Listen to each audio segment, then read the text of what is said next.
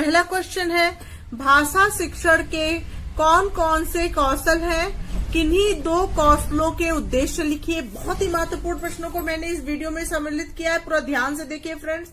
तो इसके अंतर्गत जो है आंसर हम लिखेंगे कि भाषाई कौशल हैं।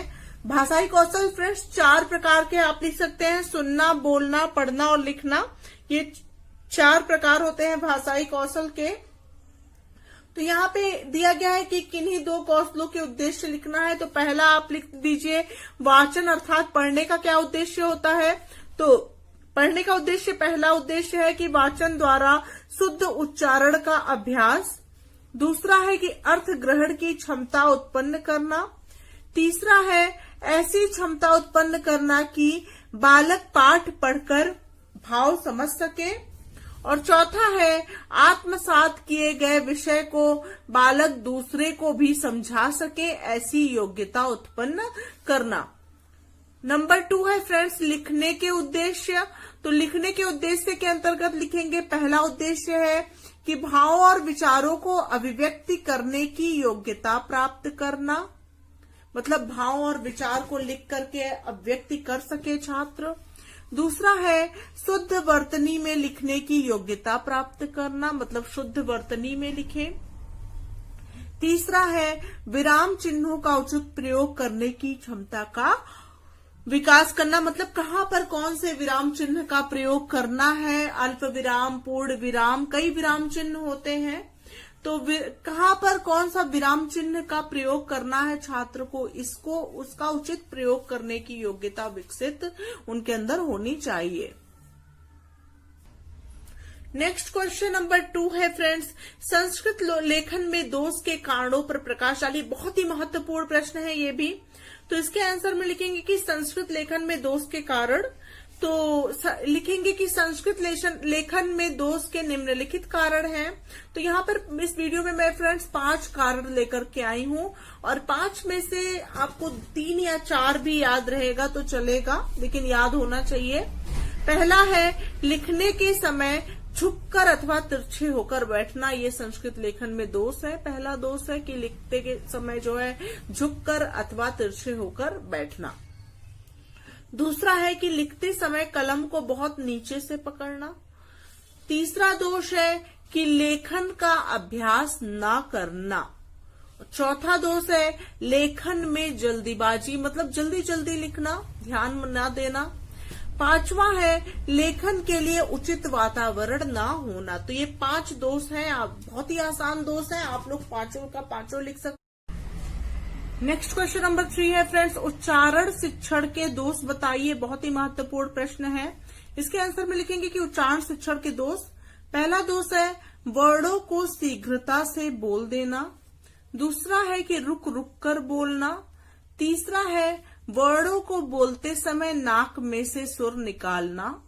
चौथा है दीन भाव से स्वर का उच्चारण करना। 5वां दोष है फ्रेंड्स उच्चारण अपूर्ण करना। 6 नंबर का दोष है कि वर्णों को फेंक कर बोलना। 7वां दोष है संगीतमय स्वर में बोलना। 8वां है बुदबुदा कर बोलना। 9वां है तुलतुलाकर बोलना। नेक्स्ट क्वेश्चन नंबर 4 है फ्रेंड्स, मौखिक पठन के क्या उद्देश्य हैं बताइए। बहुत ही महत्वपूर्ण प्रश्न है।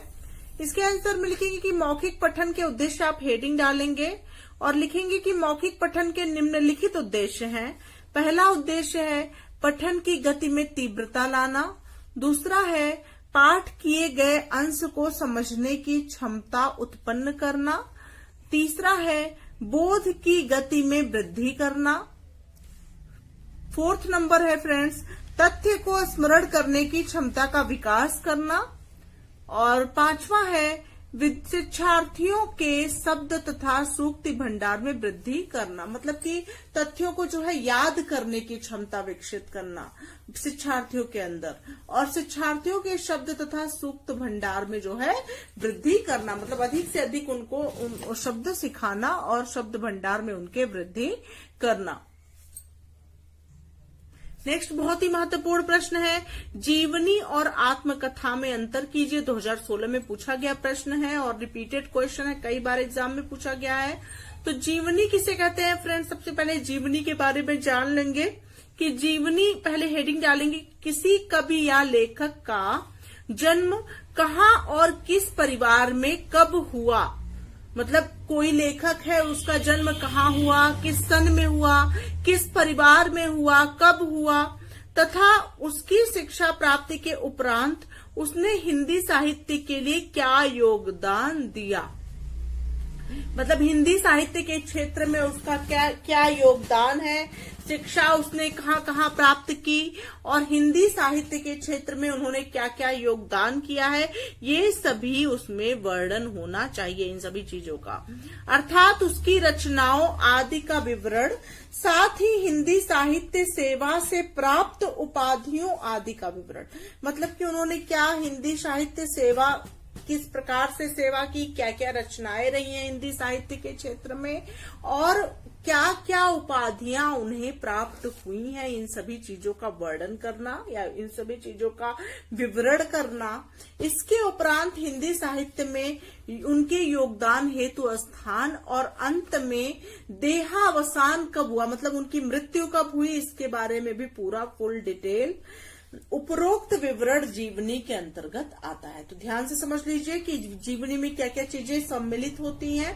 पहला है कि लेखक जो है का जन्म किस परिवार में हुआ है, किस सन में हुआ है, कहाँ पर हुआ है, उसके माता पिता कौन है लेखक के। उसके बाद शिक्षा दीक्षा को इंक्लूड करते हैं, उसमें लेखक की शिक्षा दीक्षा कहाँ तक रही है, शिक्षा दीक्षा प्राप्ति के उपरांत हिंदी साहित्य के क्षेत्र में क्या क्या योगदान रहे हैं,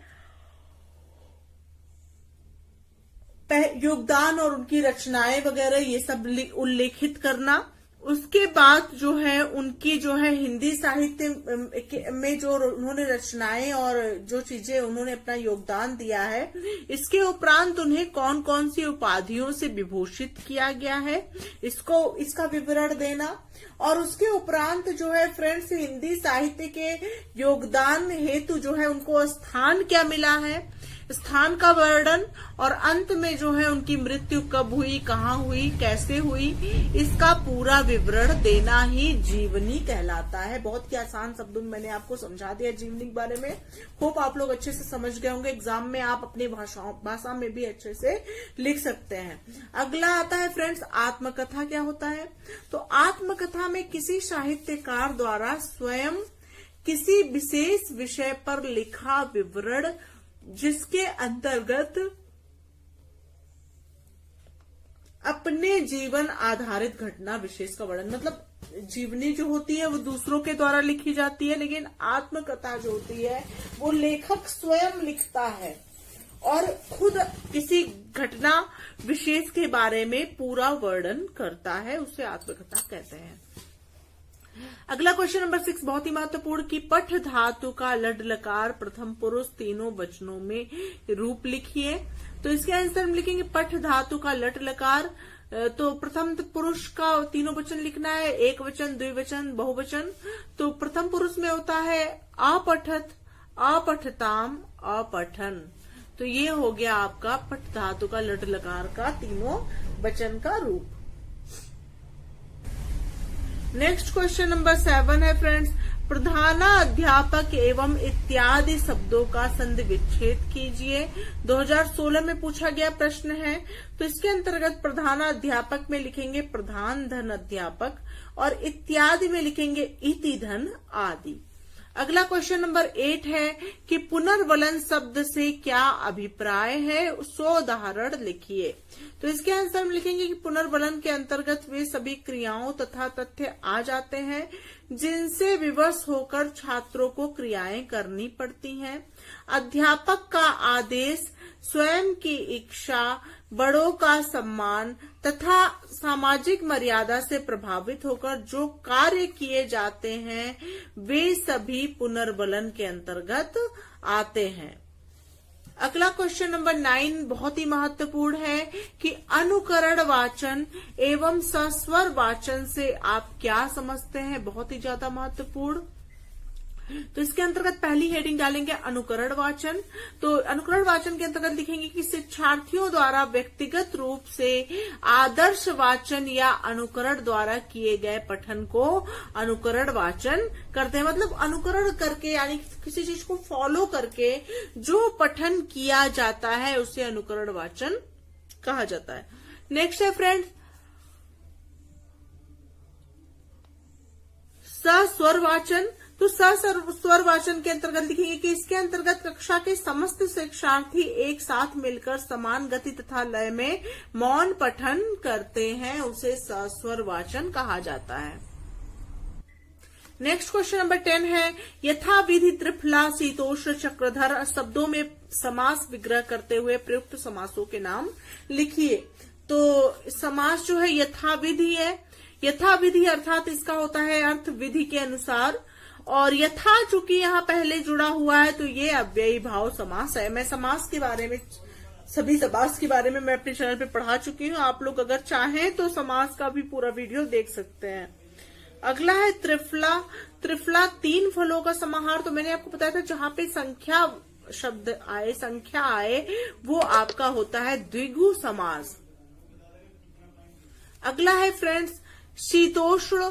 शीतोष्ण मतलब जो शीत है जो उष्ण है, अर्थात हो गया कर्मधारय समास। अगला हो गया फ्रेंड्स चक्रधर यानी चक्र को धारण करने वाला, अर्थात जो है चक्र को धारण करने वाला, तो ये हो गया तत्पुरुष समास। तो ये रहे फ्रेंड्स टॉप 10 बहुत ही ज्यादा महत्वपूर्ण आपकी परीक्षा की दृष्टि से महत्वपूर्ण प्रश्न। और अगर आप लोग को मेरा प्रयास अच्छा लग रहा है तो आप लोग कमेंट सेक्शन में जाके कमेंट्स जरूर करें और ज्यादा से ज्यादा मित्रों को शेयर करें ताकि सभी लोग लाभ उठा सके। बहुत ही जल्द आपकी परीक्षा होने वाली है। चलिए फ्रेंड्स मिलते हैं नए वीडियो के साथ, तब तक के लिए thank you so much friends. Thanks for watching my video.